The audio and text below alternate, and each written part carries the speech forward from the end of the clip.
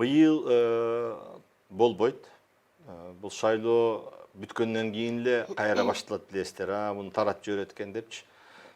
Андай болбойт. Менин оюм боюнча шайлоо өз мөөнөтүндө өтөт.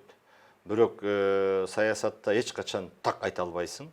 Мен кандайдыр 10-15%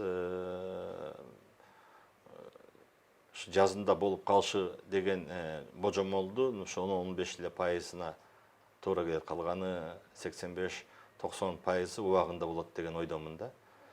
Буга бир нече аргументтер бар. Негизинен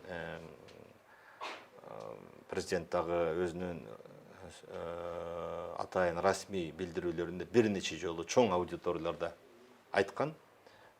Мен ошол 1 жыл калганга чейин бардык мыйзамдарды толуктап, шайлоо боюнча кабыл алып, бардыгына бирдей шарт түзүп берип, анан шайлоону өз мөөнөтүндө өткөзөм дегенчи. Анан эми экстраординардуу эле бир шарт чыгып калбаса, мен ойлойм, ал киши өзүнүн аброюн да карайт. Анткени мамлекет башчысы болуп туруп, сөзү бекем болуш керек. Ошон үчүн шайлоо өз убагында өтөт деп ойлойм.